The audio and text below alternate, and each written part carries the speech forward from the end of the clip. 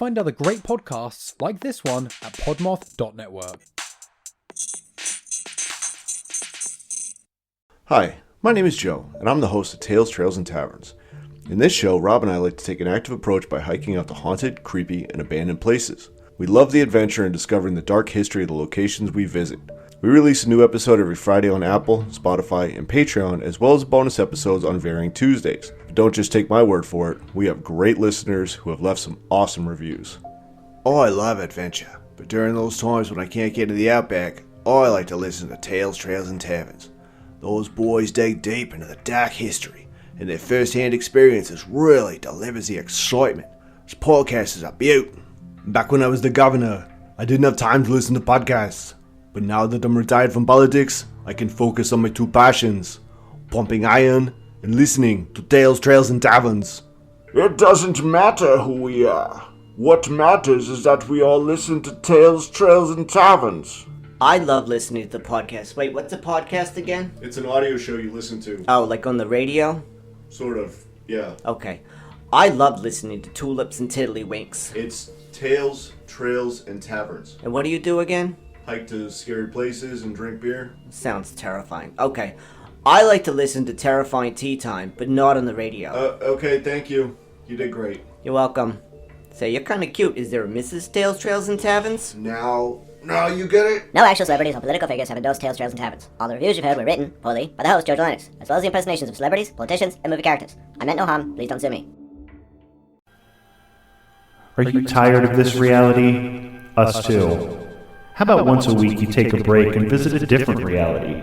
In Jack Billings Presents Haunted Apartment Complex, we bring you a comedy podcast full of ghosts, werewolves, gentle vampires, and Frankenstein monstrosities made of 72 people stitched together. And somehow, that's not even the strange stuff.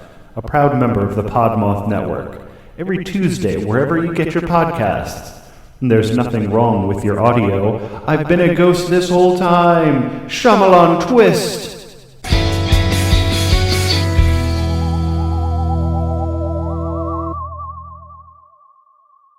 Welcome to the Brutal, Bizarre, and Boozy podcast. I'm Deklan, the son. And I'm Jane, the mom.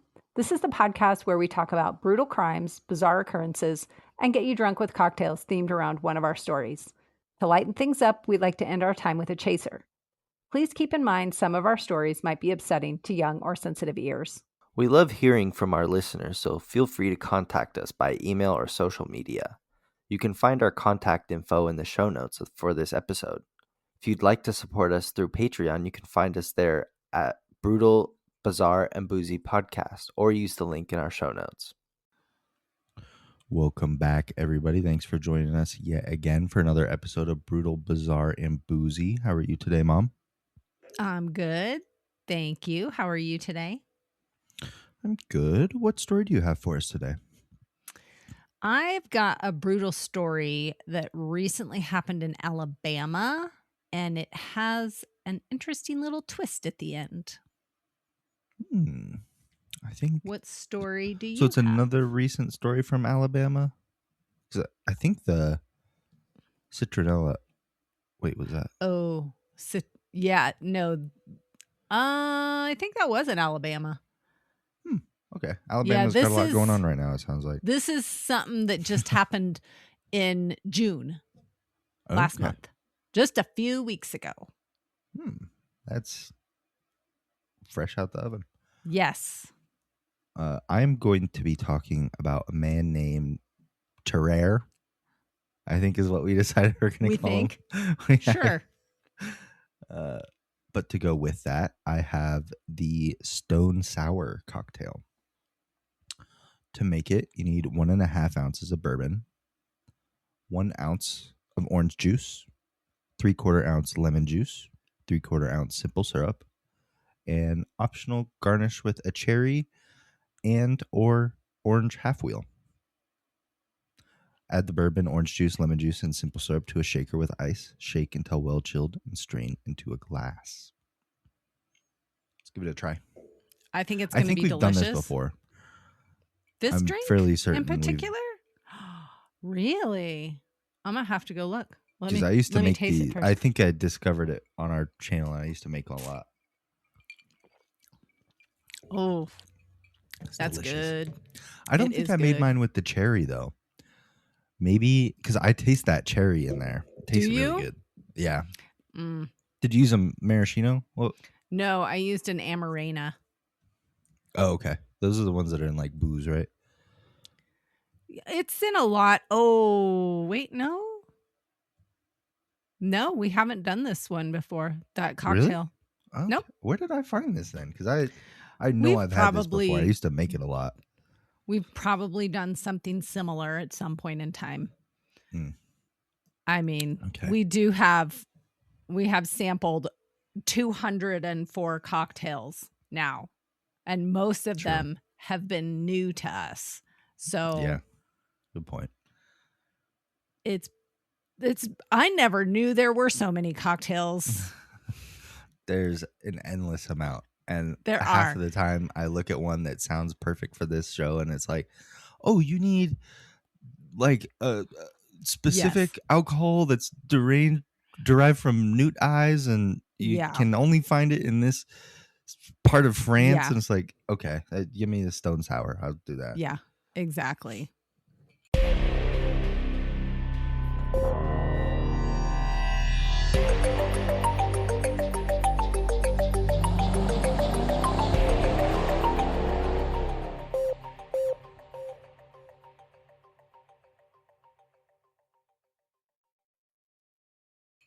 Okay, let's talk about Tarrare. So he was born near Lyon in France around 1772. His date of birth is unrecorded and is not known whether Tarrare was his real name or a nickname. Oh, interesting. As a child, he had a huge appetite and by his teens could eat a quarter of a bullock weighing as much as himself in a single day. What's a bullock? That's a great question. Let's see. I don't know what the fuck Cattle. a bullock is. He could eat a quarter of a cow? Yes. Holy. In a day. Whew. By this Jeez. time. You thought I ate a lot, but by No this time, kidding. his parents could not provide for him and had forced him to leave home. Oh, okay. He eats too much, so they kicked him out. They were like, GTFO, Yeah. come on. You're eating us out of house and home, literally. Literally, yeah. You got to go. And That's wild. as I get into this story, it'll make sense. But yeah, so for some years after this, he toured the country with a roaming band of thieves and prostitutes, stealing and begging for food, before gaining employment as a warm-up act to a traveling charlatan act. So he was just basically a gypsy. Sorry, I think that's a bad term to say now. Actually, I don't think Gypsy's offensive. I think so. Sorry, Okay. gypsies. Tarrare drew a crowd by eating corks, stones, hence the stone sour cocktail, Oh, and live animals. And No. by swallowing an entire basket full of apples, one after the other. Not even chewing them, just swallowing them. whole? Whole. He's. Oh. Yes. Well, He ate ravenously and was particularly fond of snake meat. In Ew. 1788, Tarrare moved to Paris to work as a street performer. He appears to have been successful in general, but on one occasion, the act went wrong and he suffered severe intestinal obstruction. Members of the crowd carried him to the Hotel Dieu hospital, where he was treated with powerful laxatives. He made a full recovery and offered to demonstrate his act by eating his surgeon's watch and chain. The surgeon Stop. was unimpressed by the offer and warned that if he did so, he would cut it out of him to recover the items. okay. At what point? At what point do you go, I'm in a hospital because I'm eating stuff that's not passing through me, and the treatment is to give me strong laxatives so I can shit myself, and then you go, oh, I'm just going to keep doing that. No, bro. Stop that shit. Learn a surprisingly, lesson. he didn't go to the hospital that often for this. This is his normal. You think he's a street performer? He's doing this day in, day out, making chump change, like just eating snakes and fucking rocks and shit like that. Okay, Like, you said live animals. We'll get into it. Don't worry. Oh, okay. Maybe I don't want to know. I'm starting to feel squeamish. Yeah, it'll get worse. So, despite his unusual diet, Tarrare was slim and of average height. At the age of 17, he weighed about 100 pounds. So, that's probably something's wrong for with 1700s, this dude. But something's wrong with this dude physically. Like there's a disorder going on. He was described as having unusually soft, fair hair, an abnormally wide mouth, roughly 4 inches between his jaws when his mouth was fully extended. So this dude had a snake jaw.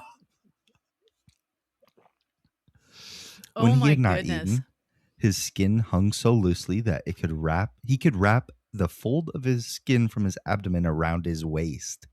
That's when full, gross. His abdomen distended like a huge balloon. The skin of his cheeks was wrinkled and hung loosely, and when stretched out, he could hold 12 eggs or apples in his mouth. Oh my God.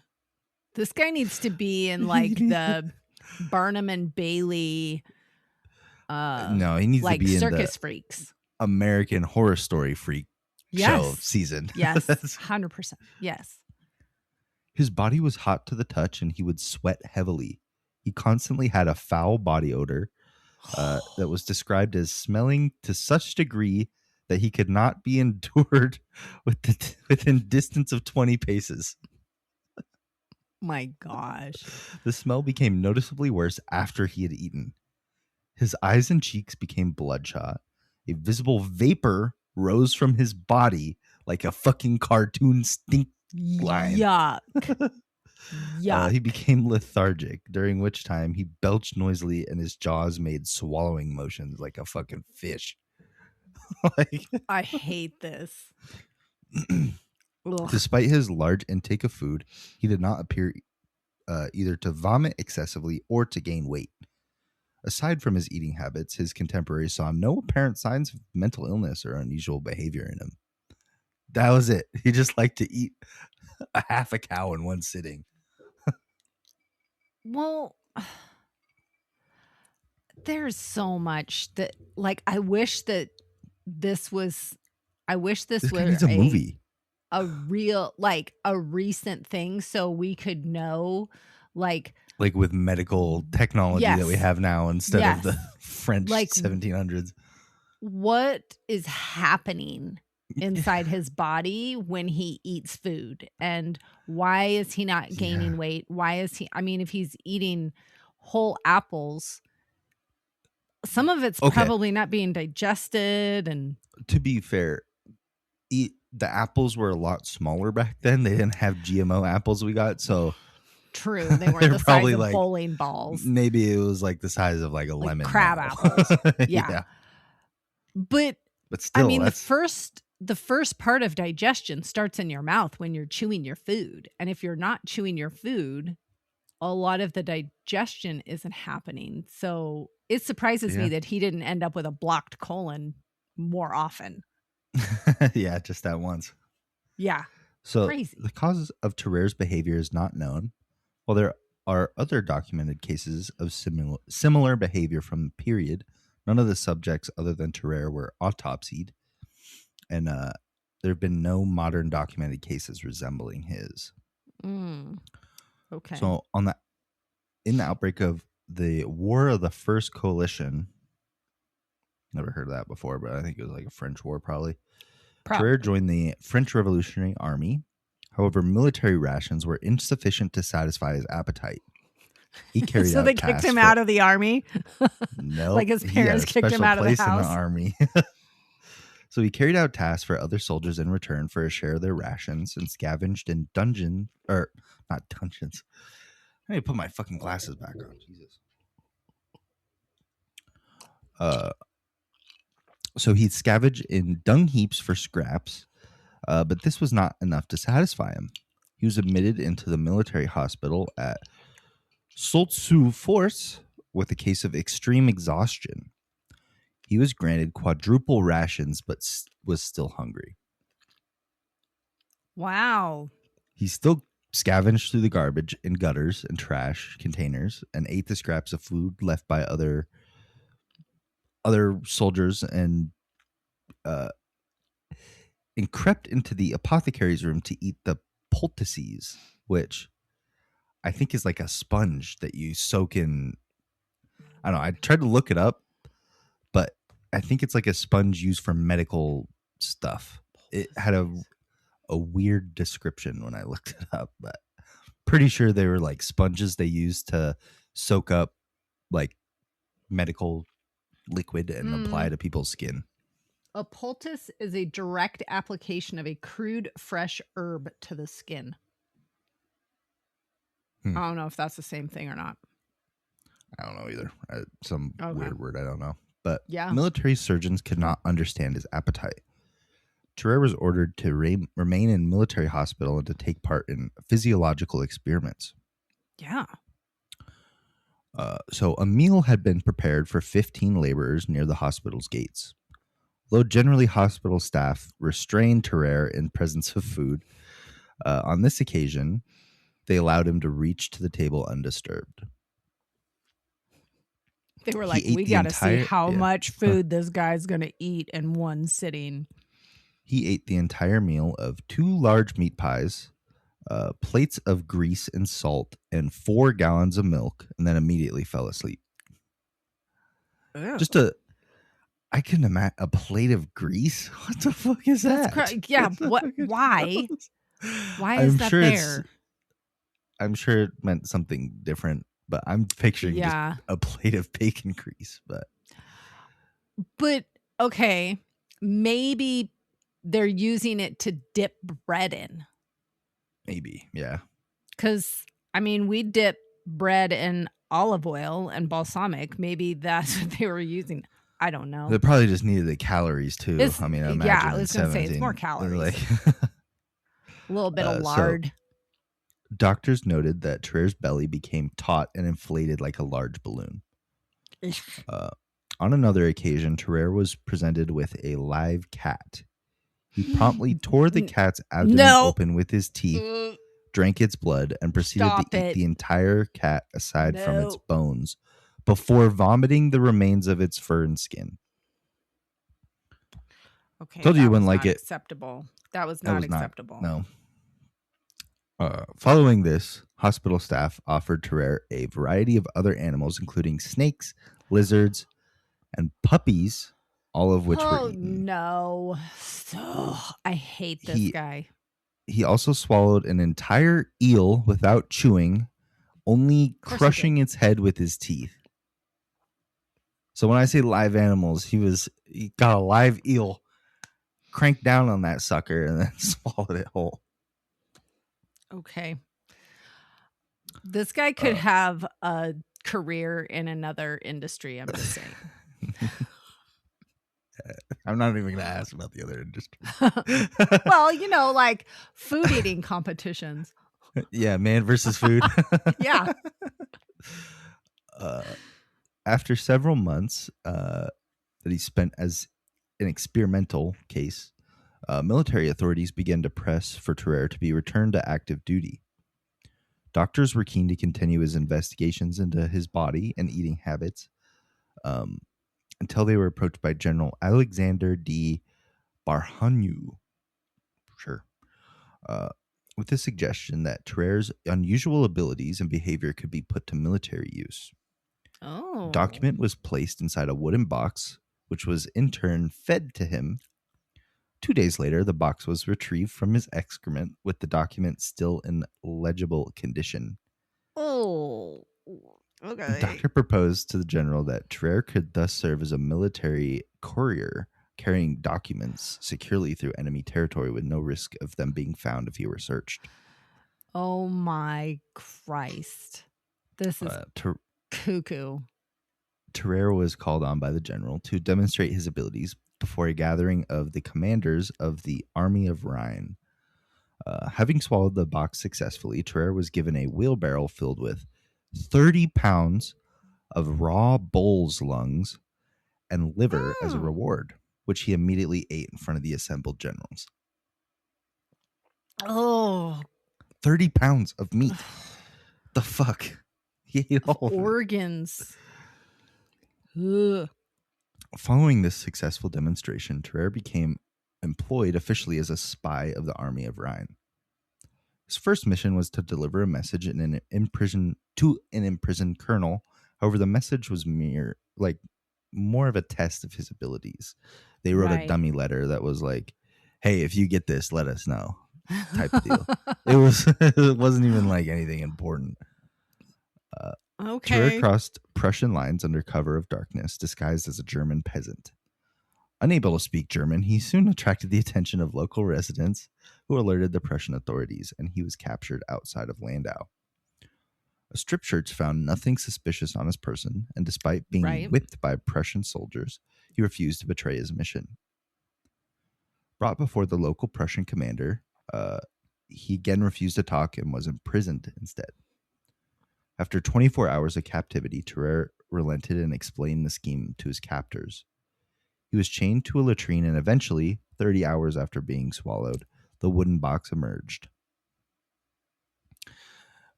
His captor was furious when he read the documents and realized that there was nothing in there. It was just his dummy message. Following the incident, Tarrare was desperate to avoid further military service and returned to the hospital, telling his surgeon that he would attempt any possible cure for his appetite. He treated him with laudanum without success. Laudanum, probably. Further treatments with wine vinegar and tobacco pills were also unsuccessful. Following these failures, Percy fed Tarrare large quantities of soft-boiled eggs, but this also failed to suppress his appetite. Efforts to keep him on any controlled diet failed. He would sneak out of the hospital to scavenge for food outside butcher shops and fight stray dogs for rotting meat in gutters, alleys, and rubbish heaps. He was also caught several times within the hospital drinking from patients undergoing bloodletting and attempting to eat the bodies in the hospital's morgue. No. Other doctors believed that Tarrare was mentally ill and pressed for him to be transferred to a lunatic asylum, but Percy was keen to continue his experiments, and Tarrare remained in the military hospital. After some time, a 14-month-old toddler disappeared from the hospital, and Tarrare was immediately suspected of having eaten him due to his past behavior. But there was no evidence that he did, and his main doctor was unable or unwilling to defend him, and the hospital staff chased Tarrare from the hospital, to which he never returned. 4 years later, in 1798, a hospital in Versailles contacted Percy to notify him that a patient of theirs wanted to see him. It was Tarrare, now bedridden and weak. Tarrare told Percy that he had swallowed a golden fork 2 years earlier, which he believed was now lodged inside of him, causing his current weakness. He hoped that Percy could find some way to remove it. Percy, however, recognized that he had advanced tuberculosis. A month later, Tarrare began to experience continuous exudative diarrhea, dying shortly afterwards. An autopsy was performed despite many surgeons refusing to do so. At the autopsy, Tarrare's esophagus was found to be abnormally wide, and when his jaws were open, surgeons could see a broad channel into his stomach. His body was found to be filled with pus. His liver and gallbladder were abnormally large, and his stomach was enormous and covered in ulcers, filling out most of his abdominal cavity. No golden fork was found. Wow. So I guess he passed that. He just didn't know. I think you would notice. I would think you would notice passing a fork. I don't know. Crazy fucking story. I wonder if they autopsied, if they looked at his brain. I didn't see anything about looking at his brain. Because it makes me wonder if he had like a tumor. I think they said he had an enlarged amygdala. But other than that, his brain was normal. There's a part of your brain that tells you when you're full. And so I just wondered, like, if he had... But that was his entire life, though. So a tumor probably would have killed him. Deficit, yeah. Yeah, I don't know. It's weird. I don't know. I mean, back in the 1700s, they probably weren't thinking, oh, this guy is super hungry because his brain is malfunctioning. They probably were like, his stomach is extra big, so he's just really hungry. Yeah. Instead of his stomach is stretched out because he ate 30 pounds of meat in one sitting and stretched that fucking thing. The fact that his stomach took up most of his abdomen that's crazy. Gross. There hasn't been any like recent cases like his either. Similarly. So that's the only recorded one that had actually been autopsied. I hate it. It's gross. Yeah. I don't like it. He's a movie. Yeah. Ew. Are you done telling us about yep. Crazy people French eating guy. live animals? Ugh. Yeah. I did not like that, Deklan. That was I told you we weren't gonna like it. That was rough. Okay.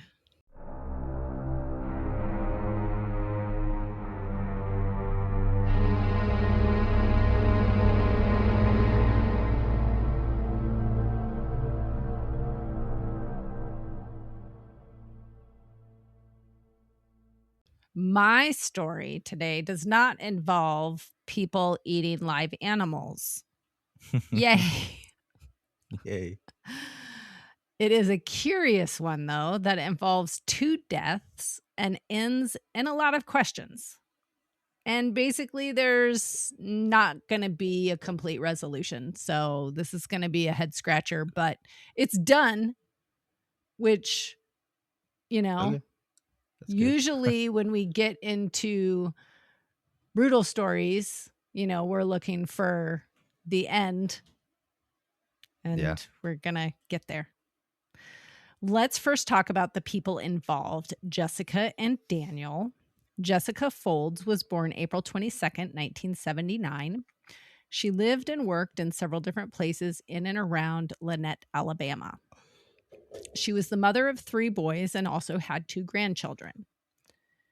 Friends and family remember her for having a kind heart and being a very loving person. Daniel Robbins was born on December 31st, 1981. He enjoyed outdoor activities like hunting and fishing, and he had 1 daughter. Due to the circumstances of this case and the fact that it is very recent, not very much information is known about when or where or how Jessica and Daniel met each other. But by all accounts, they were involved in a relationship. Normally, we don't do cases that are this recent because, like I said, we're waiting for as much information as possible to come out and full adjudication, go through the courts, somebody was convicted, this is how long their prison sentence is, all of those details that we love. Mm-hmm. But this case is different because although there are a lot of questions, I don't think we're going to get the answers. And it's basically the case is done. Okay. We'll get to the end of the story soon enough, though. Jessica was living in Lynette, Alabama, and it was reported that Daniel lived in Georgia about 2 hours away. On June 10th, 2026, police received a report of a vehicle parked in the middle of a county road in a remote wooded area, and the engine was running on the truck. The witness who reported it believed he found 2 mannequins in the brush near the vehicle, and as we all know, it's never mannequins. It's never a mannequin. When police arrived on the scene, they found a Ford truck with the driver's door open, the engine and headlights were on, and the tailgate was down. In the brush near the truck appeared to be drag marks. Police then found 2 bodies, both Jessica and Daniel laying near each other. Jessica was found with her hands over her head, and Daniel was laying in a fetal position. With tons of questions rolling through the investigators' minds, the bodies were sent for autopsy. It was discovered that Jessica had been strangled to death. But considering how the scene appeared, investigators believed that she had been murdered somewhere else and her body had been taken to the area just a few miles from where she lived. But initially, Daniel's death seemed to be a bigger mystery. However, it was discovered in the autopsy that he had actually died from a heart attack. Investigators confirmed with his ex-wife that he had a pre-existing heart condition. Police believe Jessica's murder occurred the night before, considering that the truck was still running and the headlights were on when they arrived on the scene. The local district attorney informed media outlets that investigators believed Daniel had murdered Jessica, drove to the wooded area with the intent of disposing her body, but before he could do that, he died of a heart attack. Jesus. So I guess the moral of the story karma. is don't murder someone if your heart is less than perfect and then you die next to them. And yes, karma worked real fucking quick Yeah. on this guy. Yeah. Real quick. Payback usually is Yes. dish best served cold, but I mean, why wait? Yep. It was, yeah. Super strange. Maybe you should have your ticker checked if you're going to murder your girlfriend and try and dispose of her body in the woods. You might want to make sure that you're not going to die of a heart attack from doing Maybe so. she was. Never mind. I don't know, but I mean that's why there's like a lot of questions and not a lot of answers about how they met or who they were. I mean, at this point, it's like, okay, they're gone. What was interesting though is when I was researching it, it looks like he had an obituary that was posted online and it's gone. So potentially his family, knowing that it was kind of a bad story, decided to take his information down. But I've seen those like online obituaries, and especially for some of the people we talk about, and I found one of a guy with the same name, completely different guy, and they were like all just awful comments, and someone was like, this is the different guy. No. Yeah. Oh my God, that is terrible. Yeah. Oh, I had never even thought about that. Yeah, it's just someone who is like similar age and died John around the Smith. same time. Yeah. Woof. I was like, oh, that's sad. That is I a would take that. massive bummer for that. Oh, yeah. How do you even? Oh, I'd just take the obituary down if I were the poorly, the unfortunately named good guy. Yeah. Oh my goodness. Yeah. Yikes. Well, you have a chaser for us?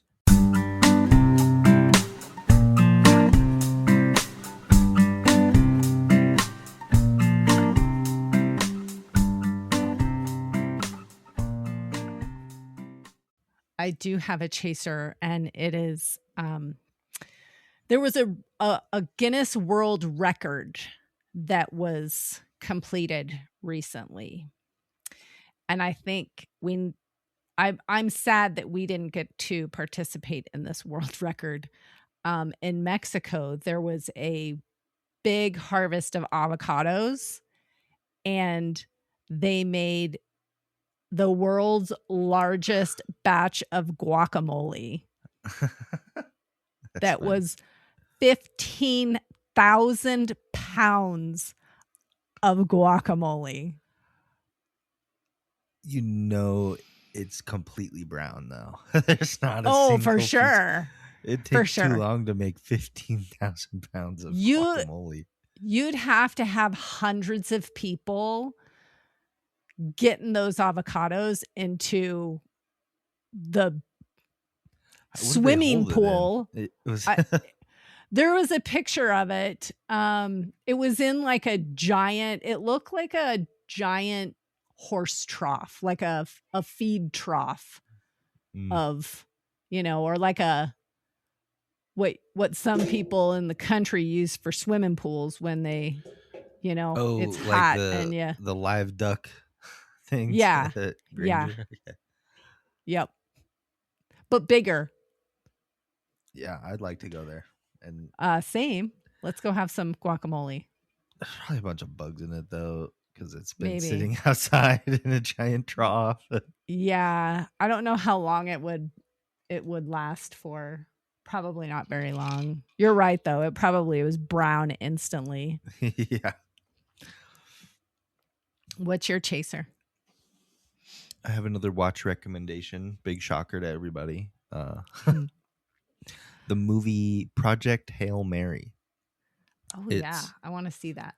I'm not a big sci-fi guy, but I really enjoyed that movie. It was like a high school science teacher who's tasked with saving the world, and he's sent on a one-way trip to figure out like this virus that's eating the sun. And so wild. He meets an alien, and they become friends and kind of figure it out together. And it's a good, wholesome, funny movie. It's a good watch. Cool. It is long as fuck though, so really? You gotta set out Block a whole out. afternoon to watch that thing. Good to know. I think it's almost 3 hours, but it's a good Wow. movie. Is it worth 3 hours? Like, Yeah. was it necessary for it to be 3 hours? Because sometimes, those long movies, you get halfway through it and you're like, this could have been edited down to 2. Yeah, I think they did a good job of filling out Okay. that. I mean, they could have maybe made it 20 minutes shorter, but I at think that it point, just what's the adds point? to the Yeah. That's But cool. I think they also broke a Guinness World Record for being the first movie to premiere in outer space. What? Let me double check that fact. I just saw it It on YouTube. so it Premiered might be in outer wrong. space? Yeah, hang on. How's that possible?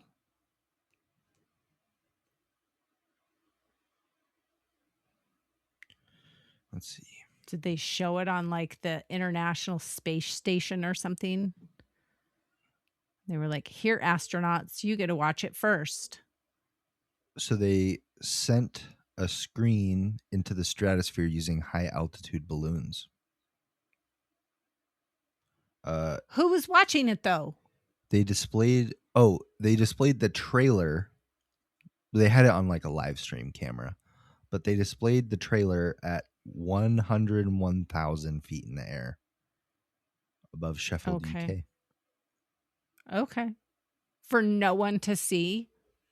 Because no one's up Just that to break high? a record, they're probably like, oh, no one's ever done this. Let's make it a thing. Okay. There's lots of things in this world that no one has ever done. It doesn't mean you should do them just to say that you did them if there's no point behind it. Well, there's a point. It's marketing. I guess. I didn't even know about it till I watched the movie, though. So Right. I guess Okay. it didn't work too well, but I don't know. It's a True. good movie. Everyone should watch it. Good to know. All right. I think that brings us to the end of today's episode. Thanks for joining us yet again, everybody. Yes. Thank you. Love you, Mom. Love you too, bud. Bye. Bye. Hey, friends. Thank you for supporting our podcast. Please share our show with your brutal and bizarre friends. Give us a Boozy follow on your favorite podcast platform. If you're feeling extra generous, we'd appreciate a 5-star rating or review as well. but maybe do that sober so all the letters are in the right place. You can find all our contact information in the show notes. We love hearing from you, and if you're interested in helping us stock the bar for our future Boozy episodes, you can find our Patreon link in the show notes as well.